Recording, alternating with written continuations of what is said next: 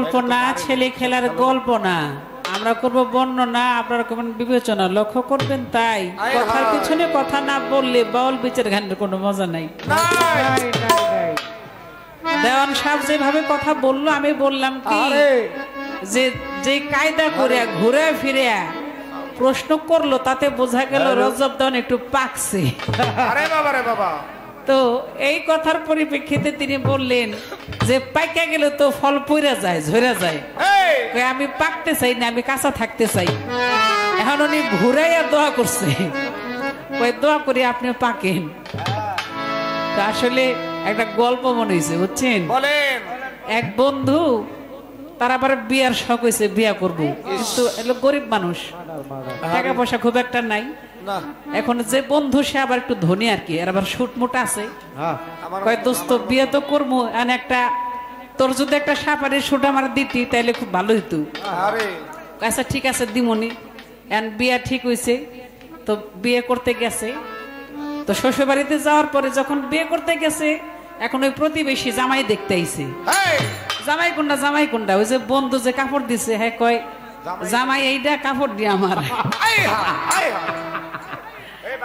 এখন যে কাপড় নিচ্ছে পিনছে, দোস্ত এইটা কি কইলা? কাপড়টি একদিনের জন্য ধার নিছে, এই জন্য তুমি কইবা? আচ্ছা ঠিক আছে, এটা আর কইতাম না। এখন আরেক দল আইছে, জামাই কোনটা, জামাই কোনটা? ওই বন্ধু জবাব দিতেছে, জামাই এইটা কাপড় দিও হের। কয় দোস্ত তুমি এটা করতেছো কি? আচ্ছা ঠিক আছে, এটা কইতাম না। আরেক দল আইছে, জামাই কোনটা, জামাই কোনটা? কয় জামাই এইটাই, এইটাই জামাই, কাপড় হেরো না আমারও না। এই লো অবস্থা। তো দোয়া আমি তো করি নাই, আমি কইছি যে পাকছে, উনি ঘুরে দোয়া করছে, এই দোয়া নিলাম না। জান আপনি পরে যাবেন গা, পাইকে গেলে গা, এই ঘুরে আপনি আমার দোয়া করছেন, এই দোয়া নিলাম না। এটা লোক কথার কথা, এটা আসল কথা না। যাই হোক, তো চমৎকার আমার কথার মীমাংসা করলেন, কিন্তু এর আগে আমার একটা প্যাচ মারছে, মানে জবাব ভালো দিছি, ওই যে ঘাটতি পূরণ হয়েছে আস্তে, এই জবাব দেওয়াতে মানে মামলা শেষ, উনি আপিল রাখছে। বোঝার নাই? আপিলটা হইলো যে খাজা বাবারে সবাই বাবা কইব, এটা মানলাম, তার পীরে তার জন্য দোয়া করছে, কিন্তু খাজা বাবার যে দুজন স্ত্রী ছিল তারা কি বাবা কইতো কিনা? যদি বাবা না কয় তাহলে পীরের হুকুম বাতিল হয়ে যায়, মানে পীরের বাক্য ঠিক থাকে না। আবার যদি শরীয়ত মতে স্ত্রীরা স্বামীরে বাপ কয় তাহলে শরীয়তেরও বেকায়দা হয়ে যায়। তাহলে দুইটাই ঠিক থাকতে হবে। জবাবটা যেহেতু প্রশ্ন যেহেতু করছে, জবাবটা আগেই দেই, শোনেন। আমার খাজা বাবা আল্লাহর ওলি, তার পীর, তার গুরু তাকে বাক্য দিছে, পৃথিবীর সবাই তাকে বাবা বলবে। এখন স্ত্রীরা বলবে কিনা? শরীয়তের কথা যদি বলি, শরীয়তে কোন স্ত্রী তার স্বামীকে বাবা বলতে পারে না। কিন্তু আস্তে যদি মারফতের কথা বলি, মারফত বলতে তরিকা। যেমন আজকে আমরা এই যে আবুল ভান্ডারীর বাড়িতে আসছি, কথাটা বুঝেন। এখন আবুল ভান্ডারীর মেয়ে যদি মইন বাবার কাছে মুরিদ হয়, কথাটা ভাইবে নিয়ে নেই ভাবি যে এই আবুল ভান্ডারী মইন বাবারে বাবা কয়, ওনার মেয়েও যদি মইন বাবার কাছে মুরিদ হয় কি বলবে? বাবা। বাবা বলবে না? বলবে। এখন তরিকতের ক্ষেত্রে কিন্তু বাপে আর মেয়ে ভাই বোন হয়ে যায়, কথা ঠিক কিনা? এটা সত্য। এটা হলো মারফতের তত্ত্ব।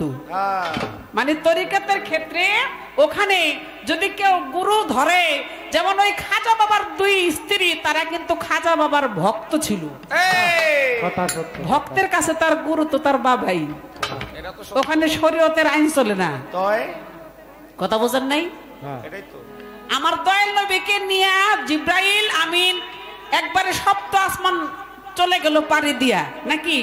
এখন আর যাইতে পারে না, কারণ এক চুল পরিমাণ সামনে গেলেই জিব্রাইল আল্লাহর এই নূরের তাজাল্লি নূরে পুইরা ছারখার হয়ে যাবে। আর আমার নবী সে কিন্তু ঠিকই গেছে, গেছে না? তাহলে এখানে একটা আধ্যাত্মিক পাওয়ারের ব্যাপার তো আছে। তাই আমি বলবো, যেখানে মারফত সেখানে শরীয়ত টিকে না। তাই শরীয়তের দিকে স্ত্রী স্বামী স্ত্রী এক জায়গায় হইলে সেটা ঠিক আছে, আর যখন মারুফতে তরিকতের ক্ষেত্রে খাজা বাবার ভক্ত, দুজন স্ত্রী আমার খাজা বাবার ভক্ত ছিল, সেই ক্ষেত্রে খাজা বাবার ভক্ত হইয়া তারা খাজা বাবাকে বাবা ডাকছে, এতে শরীয়তের কিছু যায় নাই, মারফতের কোনো ক্ষতি হয় নাই, শরীয়তের কিছু যায় আসে নাই, ব্যাপার না। এটা তো কইলাম তরিকতের বিষয়। সাধারণ একটা জবাব যদি আপনার দেই রজব দেন, আপনি যারা বিয়ে করলেন তার সাথে আপনার সম্পর্ক তিনটা, মানে আপনারা প্রত্যেকটা পুরুষের, আপনি যাকে বিয়ে করলেন আপনার স্ত্রীর সাথে সম্পর্ক আপনার তিনটা। কিভাবে? যখন আপনি খাইতে বসলেন, ছোটবেলায় আপনার মা খুব যত্ন করে খাওয়াইছে, মনে করেন বিয়ার আগ পর্যন্ত একটা বড় মাছ আনলে মাছের মাথাটা আমার পোলাই খাক দিছে না, দিছে কিনা, মায় খুব যত্ন করে খাওয়াইছে না। আবার দেখবেন বিয়ের পরে বউ খুব যত্ন করে খাওয়াই, তুমি অনেক কষ্ট করো, রইদে পুরো, মেঘে ভিজো, আমাকে জন্য কত কষ্ট করো, নাও তুমি এই মাছের মাথাটা খাও, নাও তোমার লাগে দুধটা জাল দিয়ে রাখছি খাও, যত্ন করে নাকি? তাইলে তখন সম্পর্কটা হয়ে যায় সন্তান আর মায়ের মতো। মা যেমন সন্তানকে ভালোবাসে, স্ত্রীও স্বামীকে সেই মায়ের ভালোবাসা দিয়ে যত্ন করে রাখে। আবার যখন রাস্তা দিয়ে কোথাও যায়, মানে বেড়াইতে যায় বউর সাথে নিয়ে, তখন তার সম্পর্কটা হয় বোনের, বুঝলেন নাই? ও ভাই, স্ত্রী হইলে কি রাস্তাঘাটে বউরে জড়ায় ধরা যাইব? আমার বউ আমি এই জায়গায় একটু আদর করি, এটা করণ যাইব? শরীয়তের একটা ব্যাপার আছে না? তাহলে যখন রাস্তা দিয়ে চলেন তখন আপনার স্ত্রী হয় আপনার কাছে বোনের মতো, এটা হলো শরীয়তের বিধান। আর যখন আপনি একান্তে একটা সময়, বুঝলেন নাই, ওই সময় হইলে আপনার স্ত্রীর আচার ব্যবহার, তাহলে আপনার স্ত্রীর সাথে যদি আপনার তিনটা সম্পর্ক থাকে, আর খাজা বাবা তো আল্লাহর ওলি, তার কথা কি কথা বুঝেন নাই? গানের আগে আপনার কথার মীমাংসা কইরা গেলাম, এবার একটা গান করি, আর একটা কঠিন কথা জিজ্ঞেস আমারই, ইনশাল্লাহ আমি জবাব দিব। আগে ছোট করে একটি গান আমি রাখি।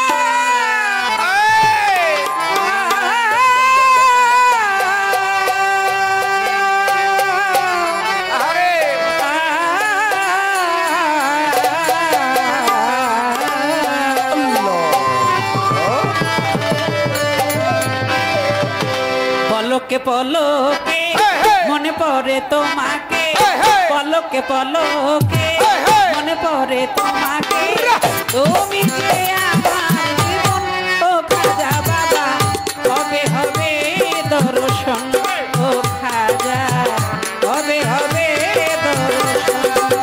পলকে পলকে মনে পড়ে তোমাকে, পলকে পলকে মনে পড়ে তোমাকে, তুমি যে আমার জীবন, খাজা বাবা কবে হবে দর্শন, ও খাজা কবে হবে দর্শন।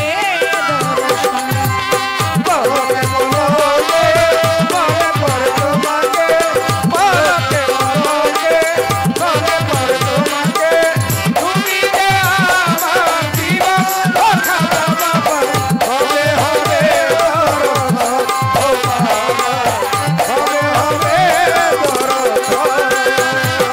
ওই আজমিরে ঘুমাইয়া পাগল বানাইয়া, আজমিরে ঘুমাইয়া পাগল বানাইয়া, আজমিরে ঘুমাইয়া পাগল বানাইয়া, কান্দাও ভক্তের মন, ও খাজা বাবা কবে হবে দর্শন, ও খাজা কবে হবে দর্শন।